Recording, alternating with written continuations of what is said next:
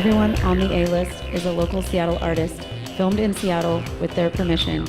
All rights reserved to Mastermind Music and Far Horizon.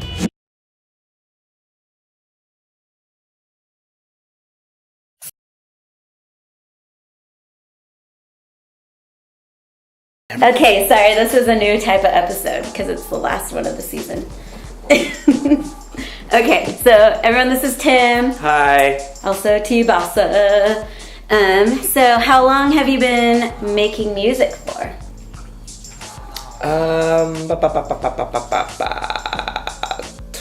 Like putting it down onto some form, like a tape, like 29 years. Oh yeah, that's awesome. Did you start just one day wanting to do it? Well, I had this band. I had when I was 17,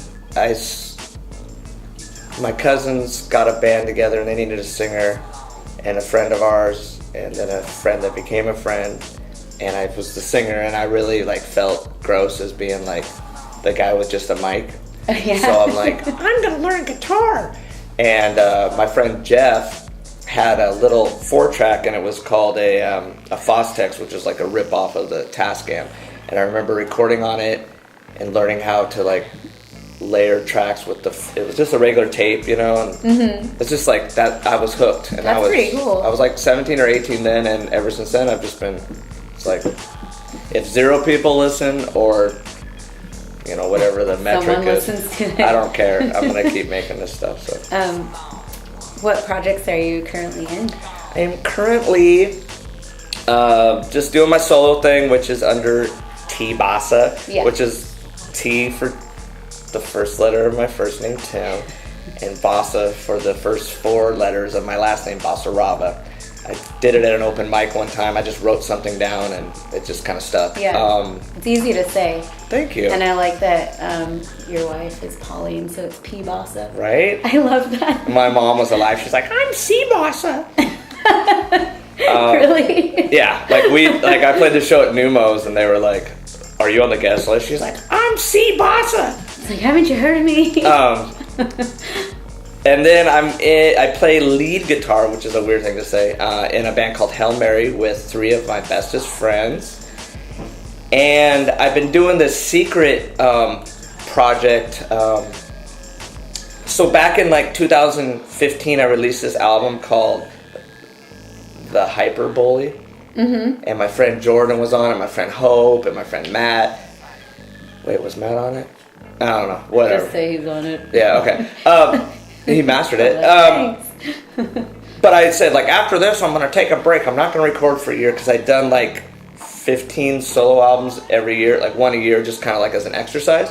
That's awesome. And I wanted to let the volcano kind of rumble, and then so that's what came out of the Empath and the Hyperbole was kind of my volcano. In between then, I released a cover album, which was kind of a different exercise too. But in between that, for a year, I wasn't recording anything, and I started freaking out, very... is this the end? Yeah, numerology type way. I had to, convince myself that you could do it and get through it, and I couldn't. So I created this thing, and this is an exclusive, by the way. Mm-hmm. There's only 5 people that know this. Mm-hmm. I created this thing called Bring On The Drugs. Oh yeah, okay, so I created this thing called Bring On The Drugs just because I really like the name. And I've been sober for a while, and I really, every day it's kind of I want drugs. And I was like, bring on the drugs, so that's cool. So I said, a challenge. Yeah. Too. Maybe some weird cathartic thing. I promise that's the last time I use that term. So anyways, I created this thing, Bring On The Drugs, and it was very the epitome of my 4-track roots. Mm-hmm. Very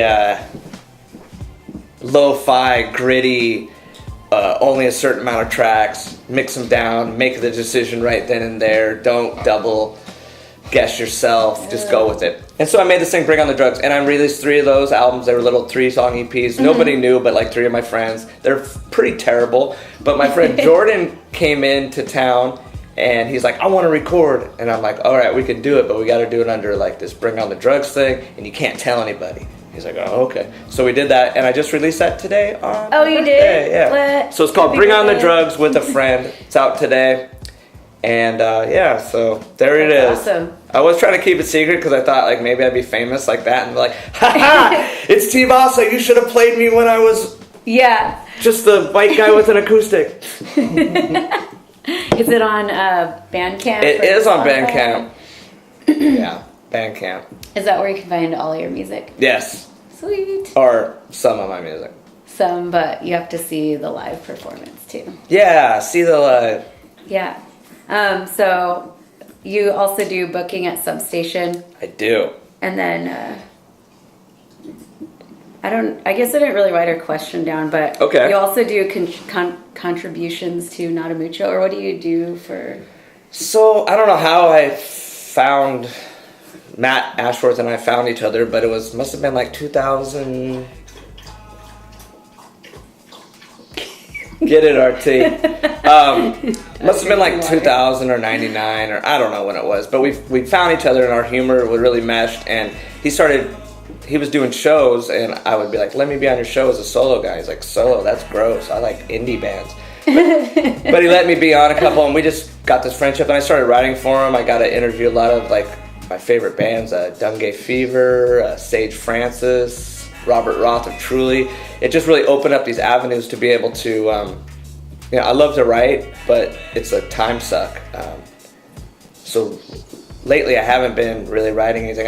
For them, I've really been focusing on our 41-4 thing, which is like a yearly thing for the past. This is the 4th year where we do 41 bands to watch in Seattle. We do a festival to showcase them.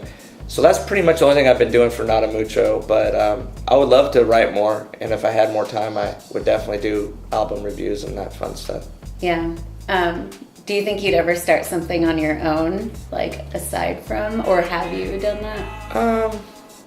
I don't know. I have a YouTube channel. I think over the years, I think it's over 100,000 views, but it's more of just like a regurgitation of like, oh, I was watching a band. Here's a little video. There's a circumcision protest at the corner of 3rd and Pike. Let's go fuck with those people.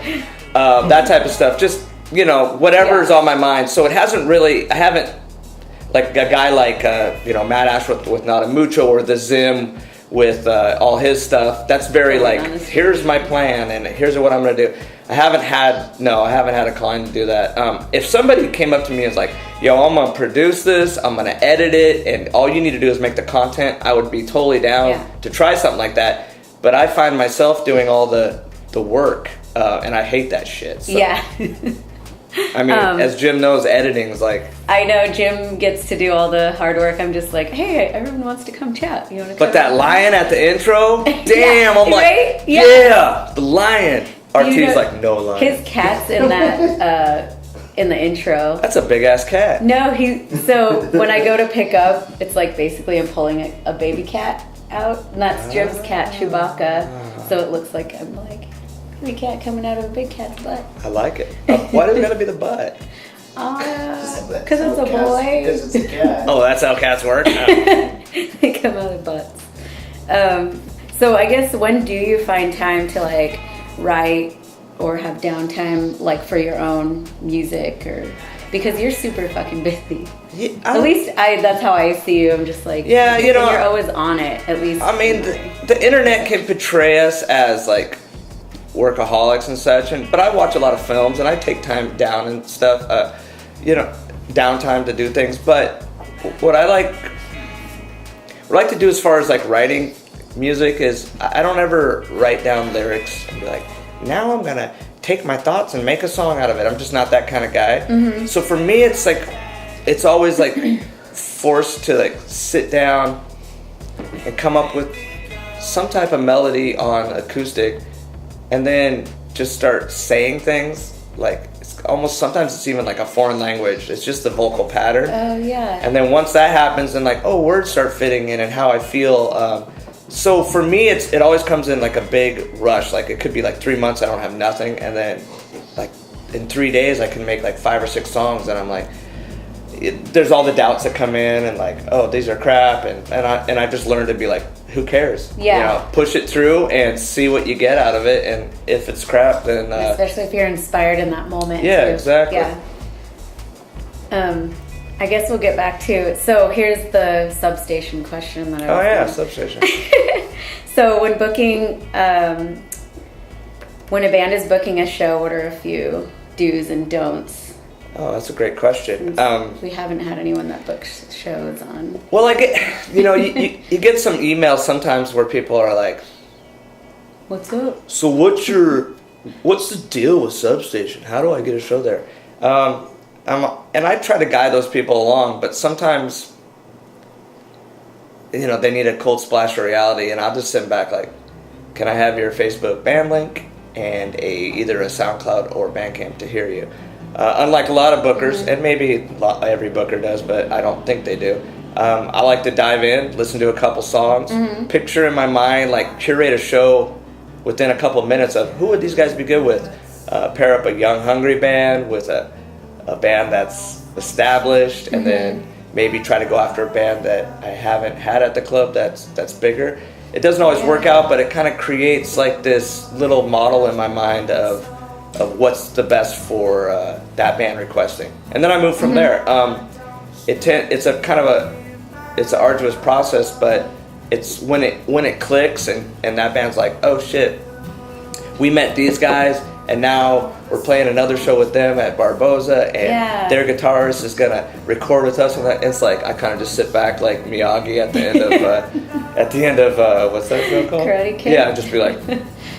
I don't. I'm not looking for the adulation or the thanks, but just knowing that I helped like cross-pollinate the scene a little bit, it feels good. That's what I like too. I like the cross-pollination, and I also do like playing with touring bands a lot. For sure.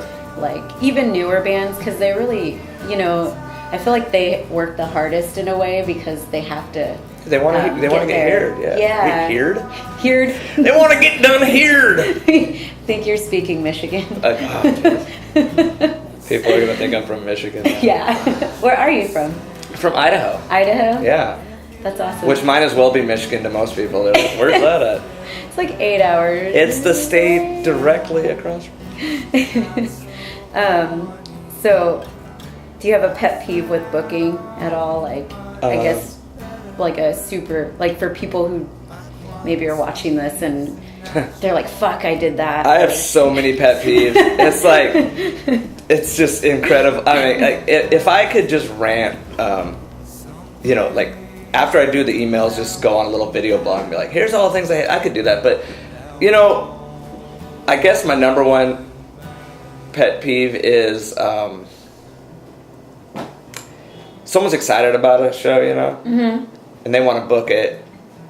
And then once they book the show, they're like, all right, so now on to the next. For me, it's like, I don't expect you to purchase Facebook ads or do any of the crazy stuff but if you're going to take the time if you're a social media person and you're taking the time to show like, yo, here's what I ate this morning. Yeah. You can at least maybe 3 or 4 times from when the show's booked to the actual show, you can be like, hey, here's the... Just sprinkle it in. Yeah. Hey, we're playing this show at Substation. And then a week later, oh my God, we get to play with band X. Never played with them before. I just listened to them on Bandcamp. Wow, these guys are cool. And then maybe a week before the show, oh man, we're getting stoked. Or yeah, stoked. Just something. Or whatever, so yeah, what I don't like is seeing the fervor at the beginning, like, yeah, we're gonna do it. We're gonna knock it out of the park, and then nothing, and then the day of the show they're like, hey, everyone come. Oh yeah. But I know what it's like, I've been playing shows for whatever, long time. For a while. And it's like, you could have maximum effort and no one come, and then you could do like, I'm not doing shit, and everyone show up. So I get it, but as a booker, just knowing we're on the same team, I like to see a little bit. And the communication too probably really helps. For sure. I mean, I pretty much every show I book, I put a real detailed, like, here's what it is. And if you read it, you pretty much know 95% of what is expected and what we can do. So yeah. Well, how often do you play shows? As a solo performer, I've really taken a break, especially since the Lo-Fi All-Stars series ended at number 100.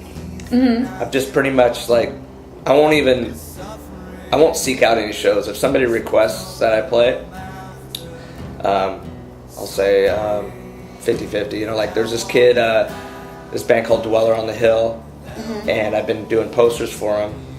And he asked me, hey, do you want to play a show at Tim's Tavern? And this was last night. Oh, nice. And I'm like, sure. So I opened up for like 4 kids that were all like probably half my age. And it was cool because, you know, they're like, who's this old dude with a beard? And they were like, damn, these songs are sad. And then I got to watch their stuff. So it was cool. Yeah. But yeah, that was the first show I played for Patrick. I played his Lo-Fi All-Stars with a band called Quiet and another act called Beatrix Sky. Beatrix is so good. She is good. Yeah. And I played. This week I played 2 shows, which is more than I played in the city for the past like 6 months. But I played 3-hour gigs at the airport, so that kind of helps me, you know. How often do you do that? I always see your live videos. Probably which are awesome. Thank you. Probably like once a week, maybe a little less, 3 times a month. It's funny how it pops up on social media, like, because I feel like you're there like daily or something. Yeah, a lot of people are like, you at the airport today? I'm like, no, I'm not. Flying out, where are you at? Yeah. I also, what they call gig manage, which is pushing a cart around for about 7 miles for 4 musicians in a day, which is a really cool, you know, we set up the sound, make sure the levels are good, which is a cool thing. I'd rather play music, but it's kind of a zen thing where, you know, you're autonomous, you're walking around by yourself with this cart, you set up musicians, you say hi, and it makes 8 hours go by pretty quick. And they kind of know who you are too, in a way. Yeah, for sure. And I think they trust me because I'm a musician. Yeah. Or they know how, like, they know that you know how everything should be set up or work. And also just how it feels to have to play for 3 hours. It's kind of a, you know, I mean, it's a great thing and it's a blessing to be able to make money off music, but the 3-hour shift it's a grind, and you got to like kind of navigate through some mental things, like where you feel really fatigued, or you feel like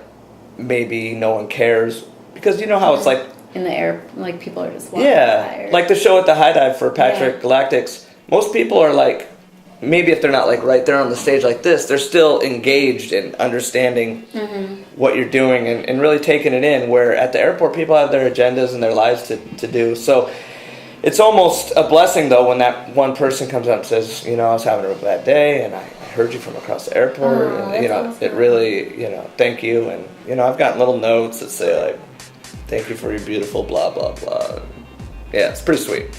So when you do that, that's for gigs for you? Correct. And then do people can walk up and buy your stuff as well? Yeah, so I try to have my merch available, and do they do something like where they PayPal you, or like is it just putting cash in and grabbing one? So kind of it is a busking job, and busking's basically being, well, where I thought busking started was being on the street as a musician and having your case open and being like, yo, give me money if you want to.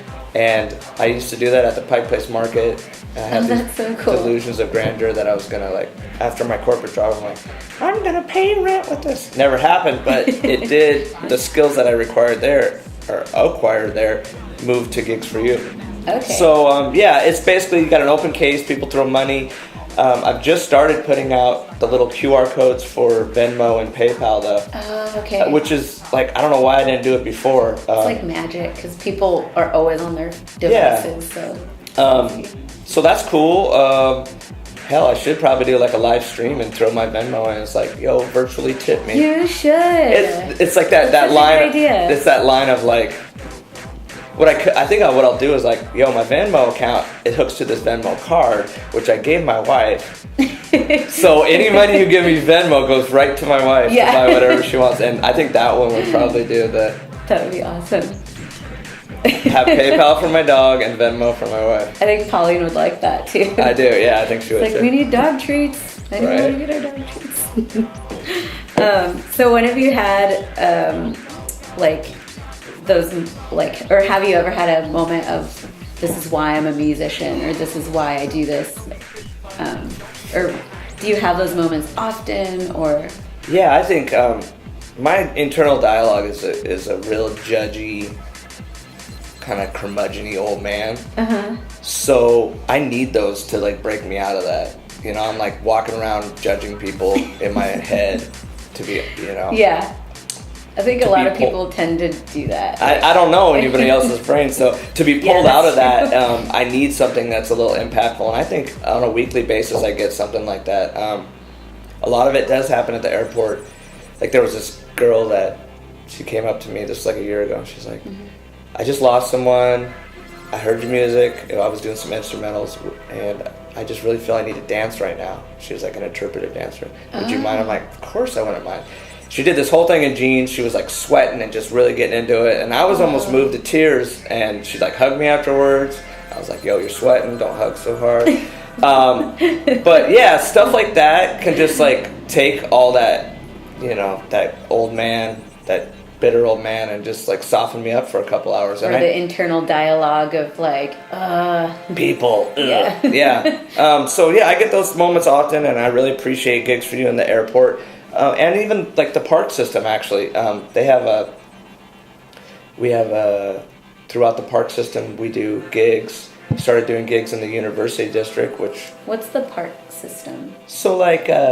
like this city of Seattle? Yeah, like Occidental Park, Westlake City Parks. I believe it's called the Metropolitan Improvement District. And we do gigs there. We started doing gigs at the University District, and I'm actually I don't know what you call it, the manager of that. So almost like the booker of that as well. I am actually. Yeah. So that's cool.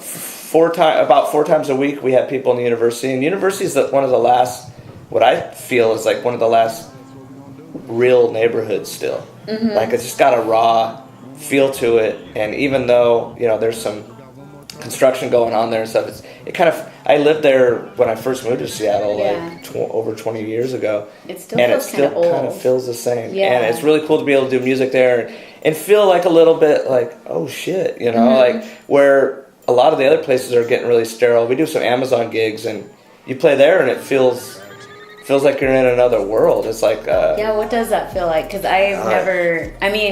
I've driven through there, and then I've also like maybe tried to go to that Guitar Center that's over there, and it's just kind of weird and feels empty and not so like soulless. You know, I don't want to sit here and bag on any of that, because people got to make their money, and that's cool. But I guess it's so new. That's what I mean by like soulless. Like it doesn't have that Seattle feel anymore. Well, there's like you're not in Seattle anymore. I got to be careful what I say. We can move on to another. And I'm never careful what I say, but I guess the way to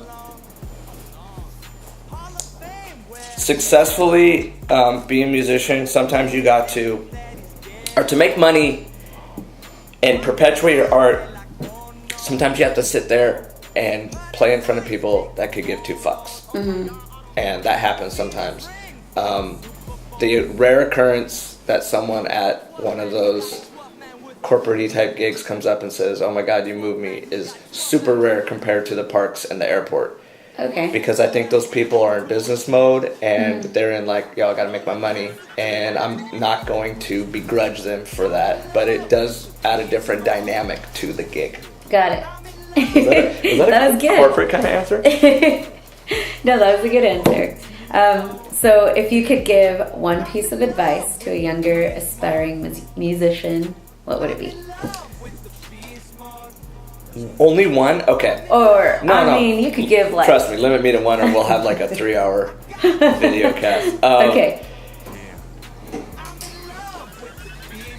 Just do you. It's like, we can definitely be hypercritical of ourselves and be like, I want to be more like this person, I want to be more like that person. But you don't even have to find who you are and then do you. Just do you on a constant basis.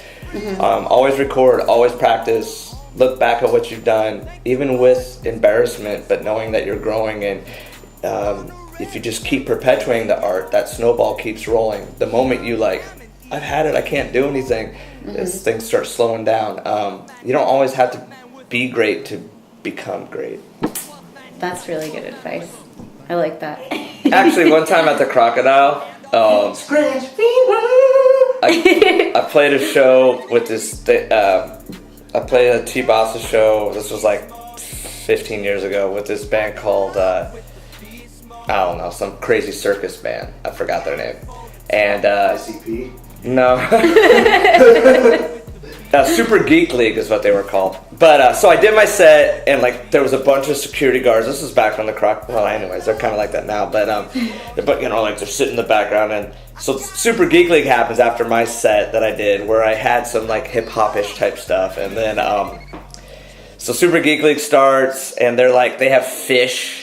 And they're slapping people with it. They're shooting like confetti into the audience. They have milk with super soakers on this one. So everything's crazy, right?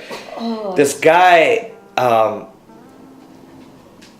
did like the Triple H, like, what, cat setting? Yeah, his paws were sticking out under the... I did the Triple H like poof in the air, and it got some guy like wet, and then he like pushed me, and then my wife was drunk, so she got in, and he pushed her, and then I jumped on him, and this big skirmish happened, and the guy took me outside, and he like literally threw me out onto 3rd Ave, and he's like, "Fuck you, you Kid Rock motherfucker," and I said, "Kid Rock."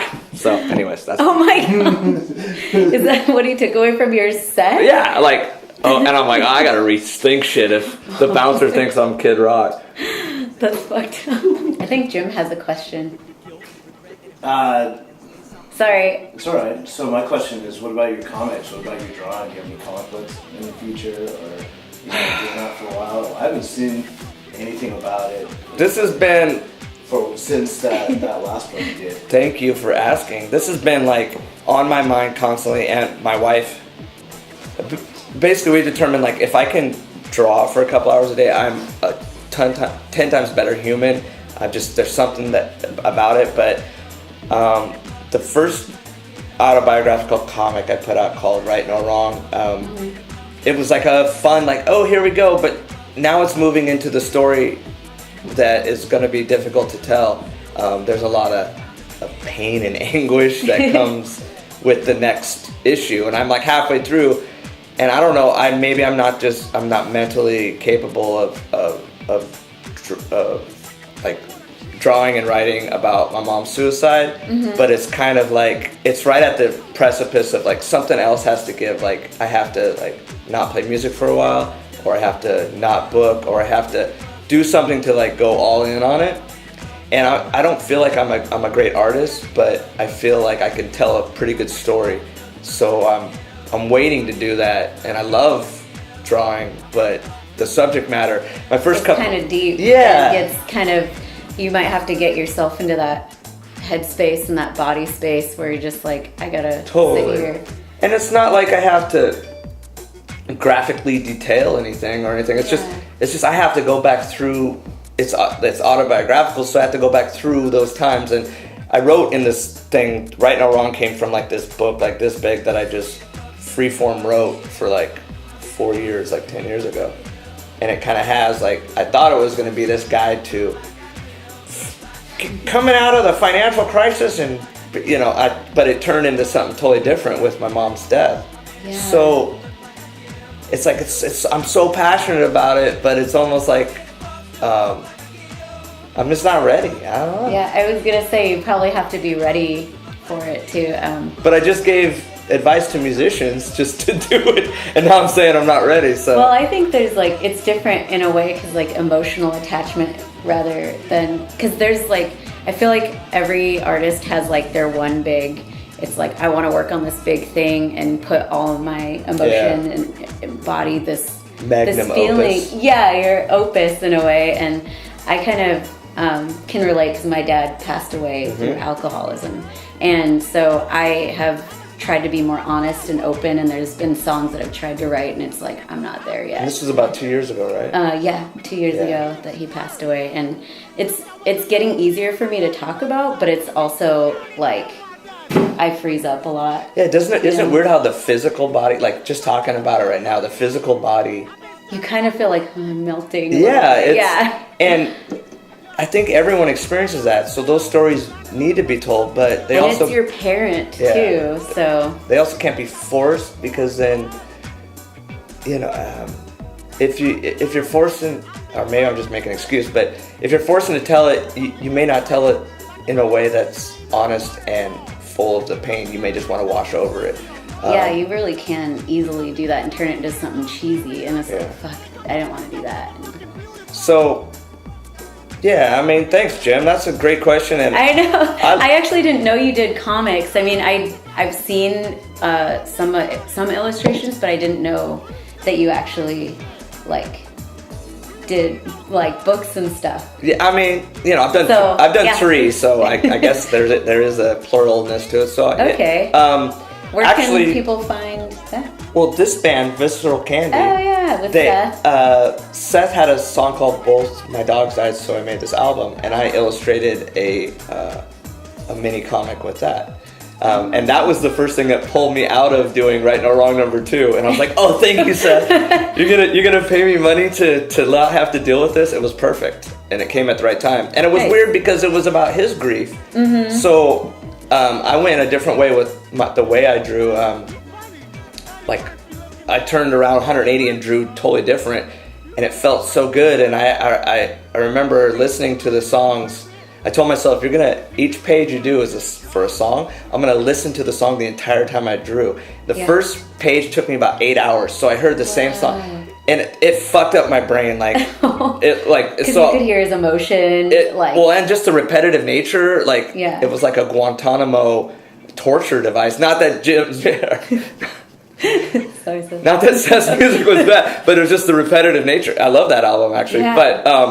So I'm like, oh damn, you better not spend 8 hours on the next one. So it went 8, 4, 2, 1. Mm-hmm. And it was cool. So yeah, you should check that out. If you can get a copy, I don't know if he has any more, he might have sold out, but okay. But that's my last thing I did, which some people don't even know. They're like, oh dude, you did that? So yeah, can you find any of these online somewhere, or are you kind of selfish with them? There's a part of me that wants people to hold a visceral, if you will, item in their hand and tactile. But I think you can get Jane Doe and John Doe Goes to Guantanamo on Facebook if you look through my photo thing. Okay. Those are my 2 first that I did that I didn't even know I was gonna do a comic, and it just kind of happened. Just went for it. Those are kind of my political Twilight Zone type stuff. Okay, cool. Well, let's see. Am I talking more than you? No, well, you're supposed to. Really? Okay. Yeah. This is all for you. Look at this. I know, that's RT.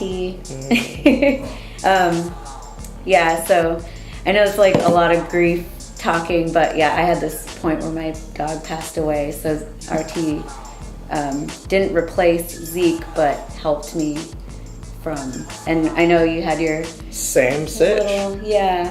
So Hunsy died, and then my wife's like, we're getting a dog. I'm like, no, we're not. And then it just fell in her lap that we got Makai, and it happened about 2 months after Hansy's death. And did you have a little bit of don't touch me, dog, and then it's all of a sudden totally. My wife's just like, you're a sucker. I'm the worst parent in the world.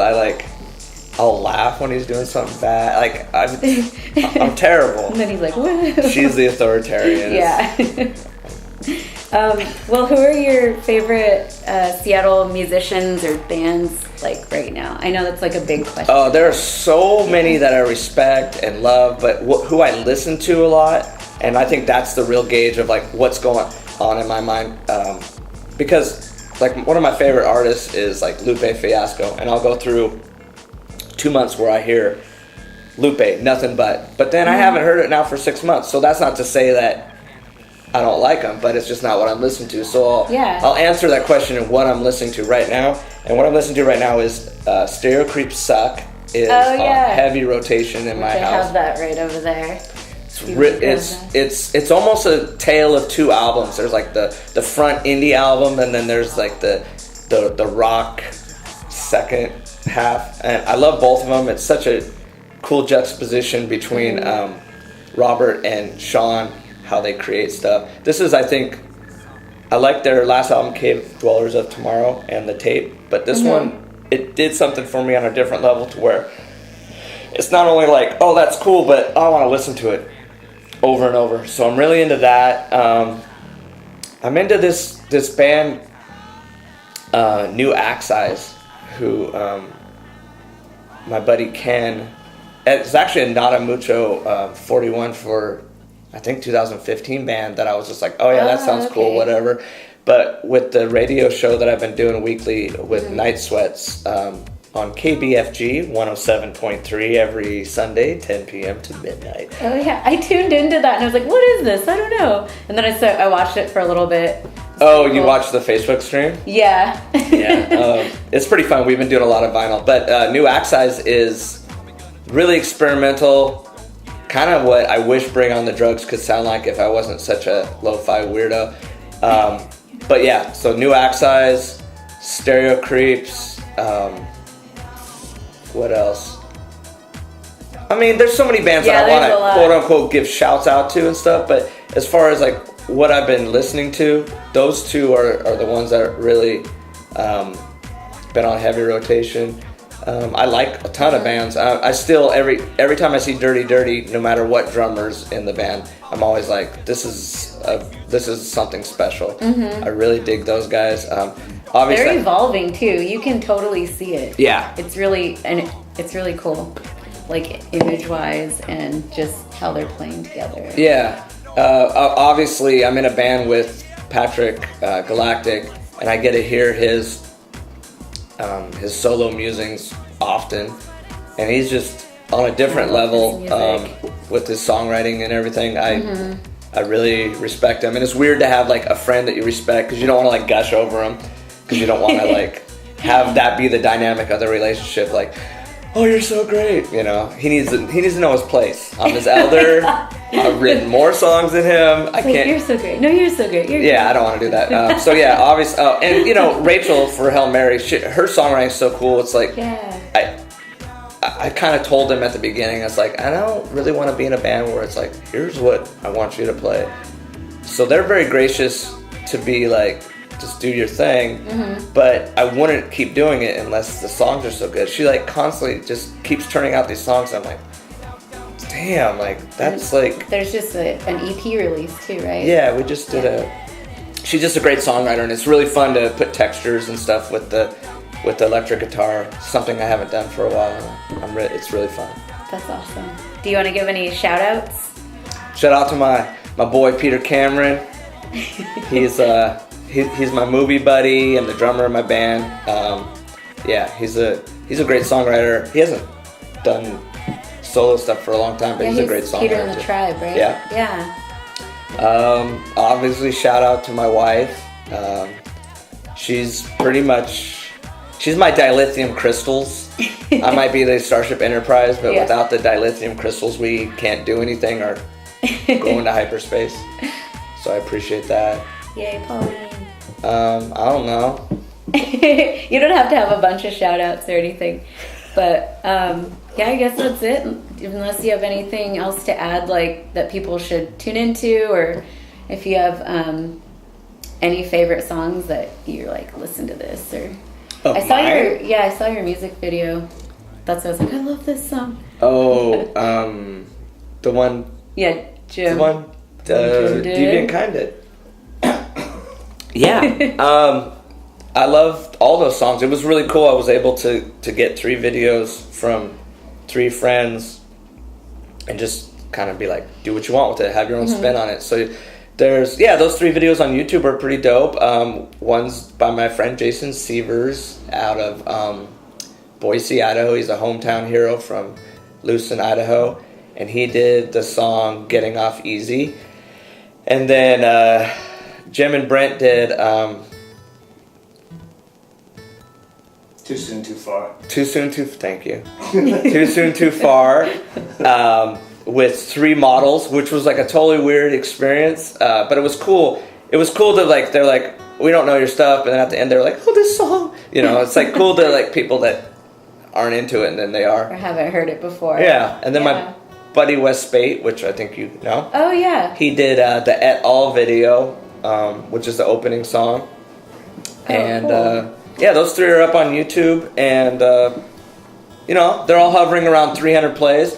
Sweet. And- So it's TBASA channel. I don't know, TBASA music or something, but they TBASA should, you know, music. Okay. they should be 3,000 because the artistry between all the videos, you know, even if you put it on mute, is worth watching. So I think, yeah, I guess that's what we'll plug. All right. YouTube videos. Yeah. Sweet. All right. Oh, also, Gigs for You. What's that? Ed and Ramona, Gigs for You. Ed and Oh. Ramona are tirelessly championing artists and letting them get paid, or not letting them get paid, giving them the ability to get paid. And this city needs that. And Yeah. if a dude like Paul Allen or Jeff Bezos or any of these movers and shakers that throw money at a lot of bullshit, if they want to throw money at something that really impacts the community, Gigs for You would be where you want to throw money at. So you're on notice, Paul Allen, Jeff Bezos. All y'all. Quit making big balls downtown and start giving to Gigs for You. Wait, no, those balls are pretty cool, actually. Yeah, they're kind of cool now. I wish I could go inside. I want to climb inside Jeff Bezos' balls. So anyways, there's a song that Well, you got us. Robert really likes called Forget Me Not. Mm-hmm. Never played it live in my life. Really? I just played it for like a exercise to like get going on an album. And I'm like, oh shit, I like this thing. It's kind of poppy. Nice. It's kind of like if Justin Bieber were a rock star type thing. So I'll close this window back. I was like, I'm never gonna be able to play it. So I've been trying to work on it, acoustic, and it's terrible. But I You could guess always try it's a it. good song as any. I gotta If you're practice just- beforehand, anyways. But the cool thing is, Sean's wife sent a video, a Facebook message video of him and Robert dancing to this song. Really? And I don't think you from Facebook Messenger you can't like save a video. Oh, Which you is can't. really smart because I would have totally I because they're think like you can dancing send like it. little girls to this song, and I was crying laughing like That's it's so awesome. anyways, here's the song that made Robert and Sean dance. It's called Forget Me Not.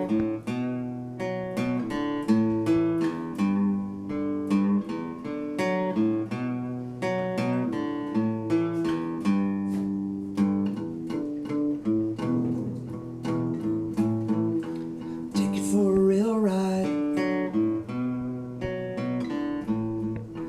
Time for a mind wipe.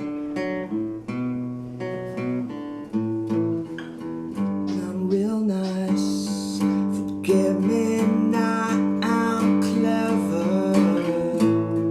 Forget me not, you'll never. Forget me not, I'm clever.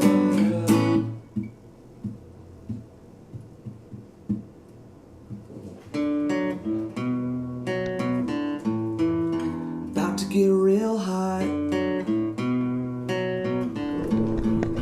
Can't quit, I won't stop. 'Cause I'm a forget me not. Forget me not, I'm clever. Forget me not, you'll never. Forget me not, I'm clever. Forget me not, you'll never. Forget me not, I'm clever. Forget me not, you'll never.